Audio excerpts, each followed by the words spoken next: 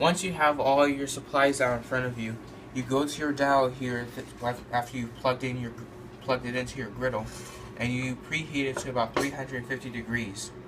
That way you can put your hands over it and you can feel all the heat coming off your pan here, because this way in your mind you could almost taste that grilled cheese, nice and hot. Next, you want to take your oil and spray it this way that your bread doesn't stick to the pan and it's not burnt, unless you like burnt toast for your grilled cheese, which I know nobody does. Derek, I'm talking to you.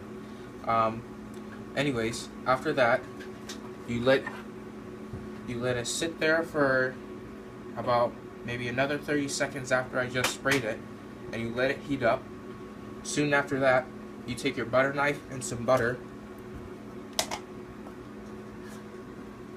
and you take one side of one of your slices of bread and spread some butter over it. That way it won't stick to the pan a lot easier, along with the oil that I sprayed on. And you want to do the same thing for your other slice of bread. Then, once you butter both sides of your bread, you place the butter face down, and you can almost hear this, and you can hear the sizzle, and you can imagine that tasty grilled cheese in your mouth. Same thing goes for this one, like I said before.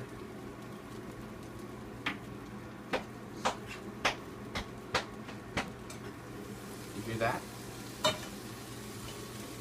That sizzle lets you know that one side is being toasted. Then, after you put your 2 slices of your buttered bread down, you want to let it sit there for about 30 seconds and let it toast for a little while. Then you take 2 slices of cheese, any kind of cheese you like, and you put it on one of the slices of bread. Then you take a spatula so you don't burn yourself, and you place it on top of your cheese. That way you can actually make the sandwich.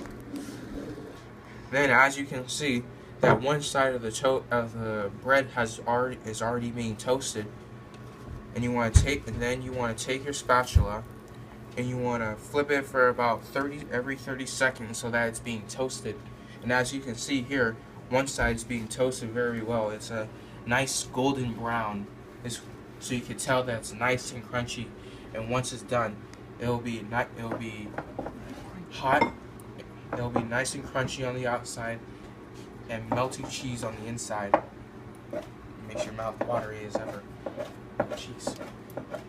And soon after that, once you flip it about every 30 seconds, you want to make sure that your toast isn't being burnt.